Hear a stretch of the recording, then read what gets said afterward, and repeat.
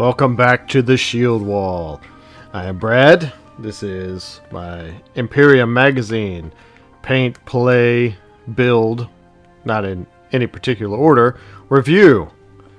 As you can see in this episode, which focuses on issue 2, we're going to be building the Necron warriors included in episode 2. Now, I'm going to go through the construction of all 3 Necron warriors, because they are slightly different. Once again, we start by removing pieces from the sprue. And again, you want to clip the pieces as close to the piece as you can to minimize the amount of plastic on the bit that you're using.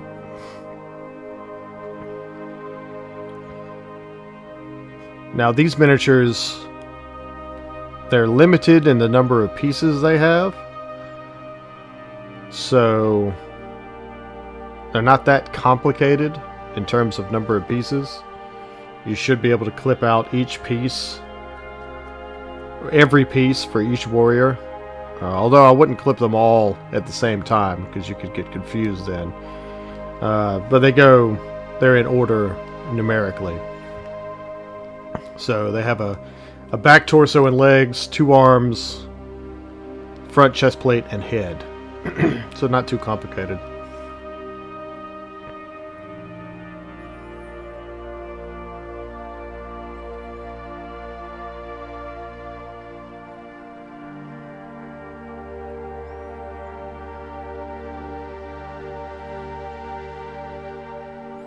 And once again, once you get all pieces clipped off the sprue, start cleaning the pieces. And just then I was pointing out a mold line on the outside of his upper thigh. So you kind of pick and choose sometimes what mold lines you want to clean. Since this particular mold line runs down the entire length of his leg, and since it's on the outside of the leg, it's pretty obvious. Number 1. Number 2, since it is a long straight mold line that is on an otherwise smooth piece, it's pretty easy to clean. You don't have to worry about obliterating other detail. You just scrape it smooth.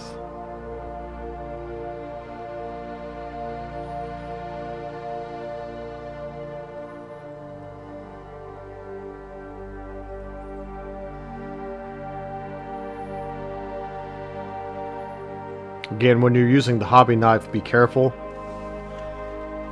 The blades are sharp. They will slice. I promise.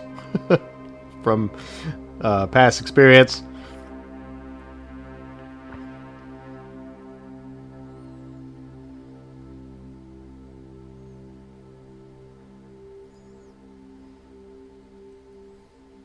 In issue 1, episode 1, I talk about how I hold the blade and to make sure that it doesn't slide off the piece into my thumb, because you don't want that to happen. It's no good. Although the good thing is, if you're using regular super glue, that will close a wound. That's not medical advice. Don't do that.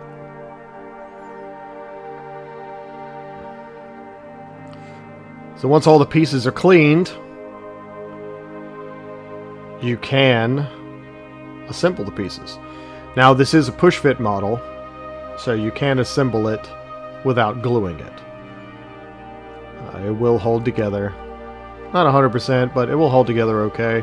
I prefer gluing it so that it stays solid.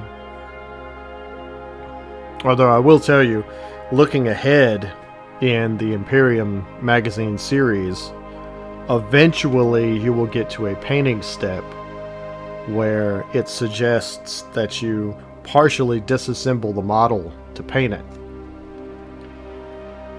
Had I known that when I assembled the model, I probably still would have glued it together.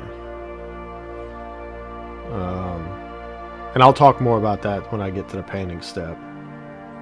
I probably still would have assembled it.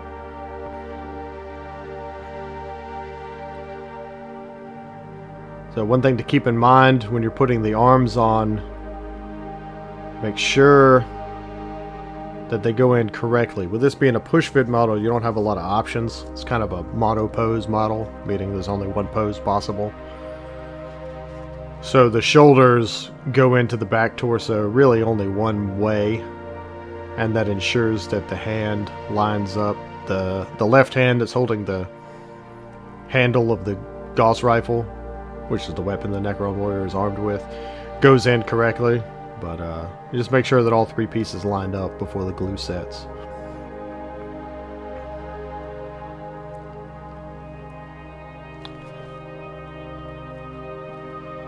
Now, if you've watched the Necron Royal Warden video, I talked about being careful when you're applying pressure to squeeze the pieces together. These are very delicate models. They have very slender arms, slender legs, the joints are narrow.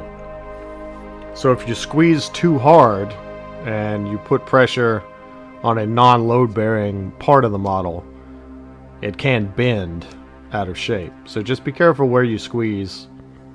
It's probably good advice for life. Be careful where you squeeze.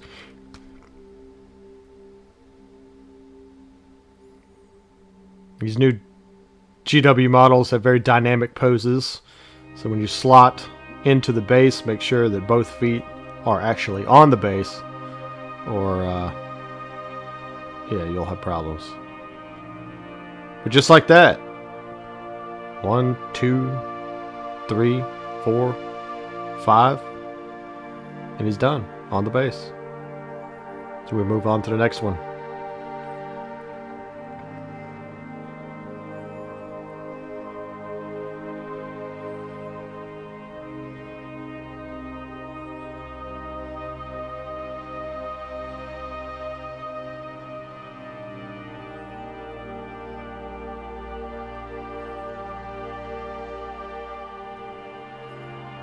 Biggest thing to remember when you're clipping the pieces, make sure you're going in numerical order, or else you'll get the wrong left arm or the wrong right arm.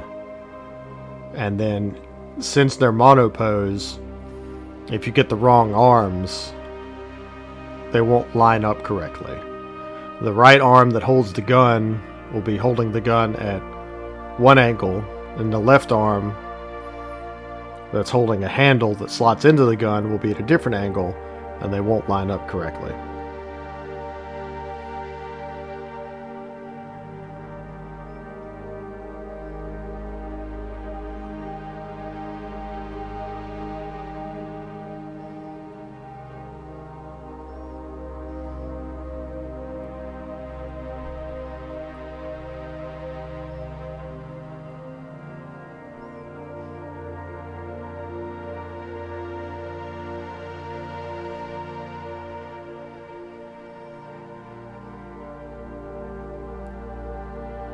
There's a rule somewhere that says I have to drop the miniature at least one time per video.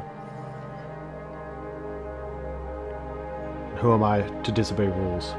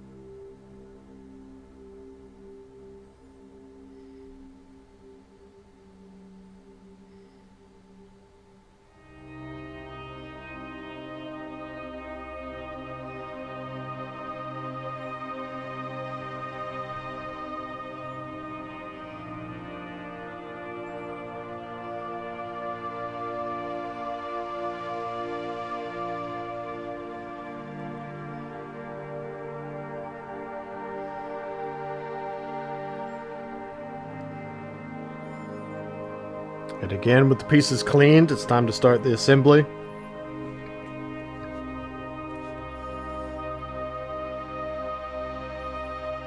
The process is essentially the same for the second warrior as it was for the first, as it will be for the third.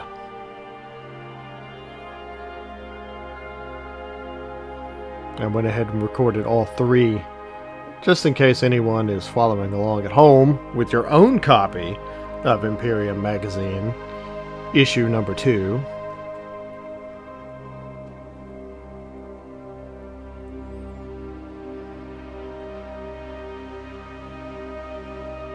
We put the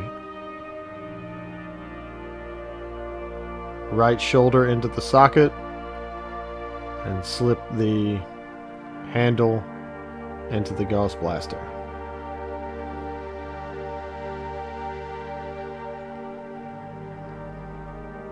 It takes a little bit of finagling when you have 3 points of contact and you're waiting for the glue to dry. You can do them one step at a time, glue one arm on, and then come back and glue the other arm. For example, you could glue the left arm with the handle, and then come back, wait for that to dry, and then come back and glue the right arm on. That would be fine with this one since it's a single pose. There's really no options. That starts to become more of an issue with multi-pose miniatures, which are becoming less and less common.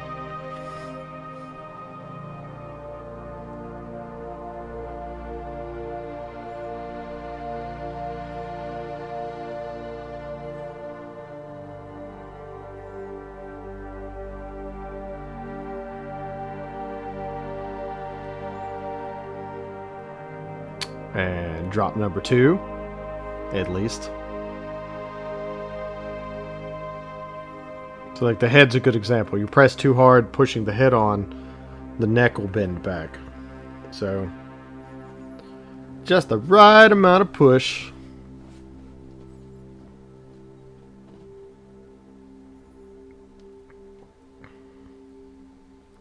Even if you choose to just assemble the miniatures push fit without glue, I would recommend that you use some glue on the feet. One foot has a post that slots into the base, and that's a nice snug fit. You don't have to worry about that falling out. But again, if you look at the warrior's legs, he has very skinny ankles. He skipped leg day and arm day and pretty much all the other days.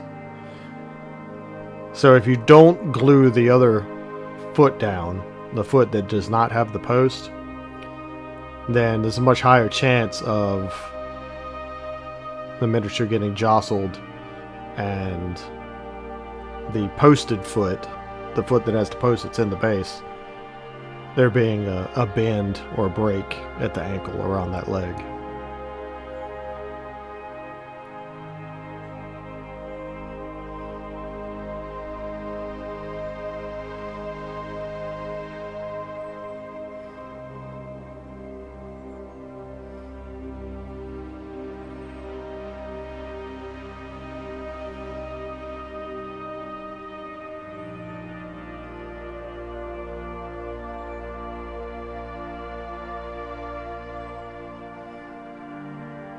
And empty sprue.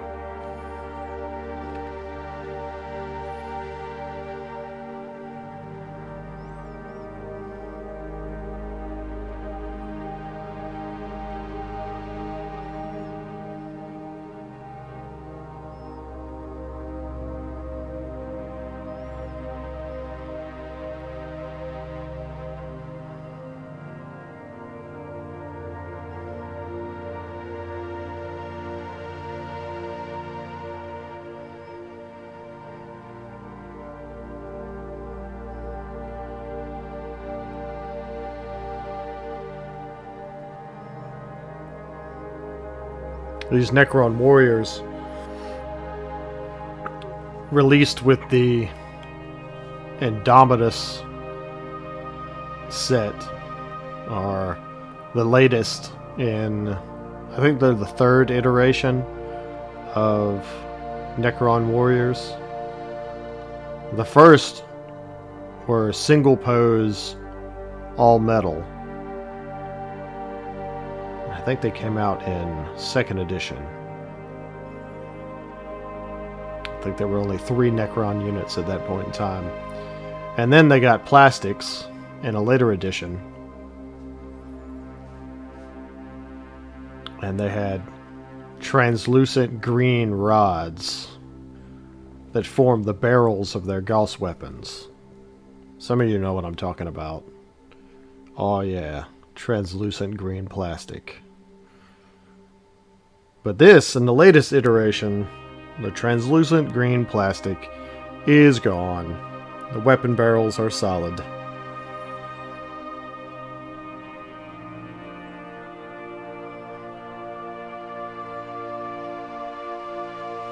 Some people may lament the passing of the translucent green plastic, but I think these new sculpts are pretty good.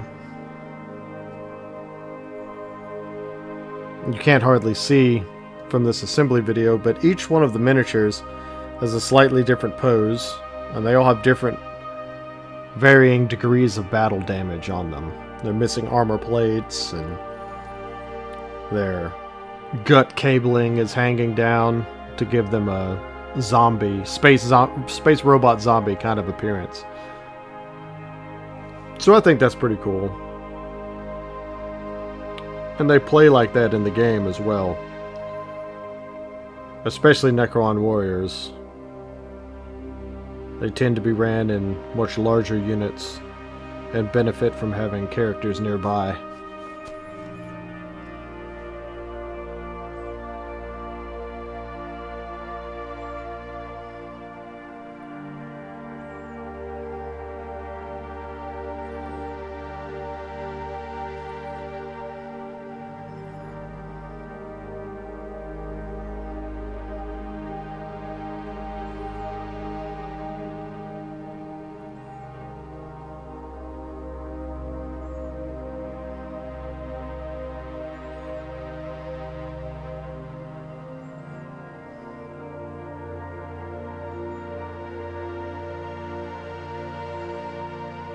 It's number 3. Let's put him on the base.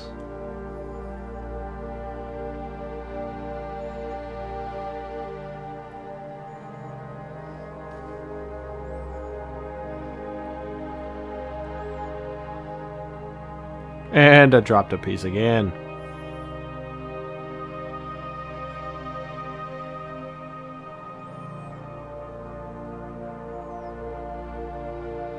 And just like that, you have a trio of assembled Necron warriors. Deathless, ageless, arisen from their tomb world to take their revenge upon these lesser mortal upstart races. So once again, thanks for watching. Make sure to subscribe to the channel, like, and keep an eye out for our next videos in the series for Imperium Magazine Build, Paint, Play. Thanks for watching, and good luck in all of your hobby endeavors. See you next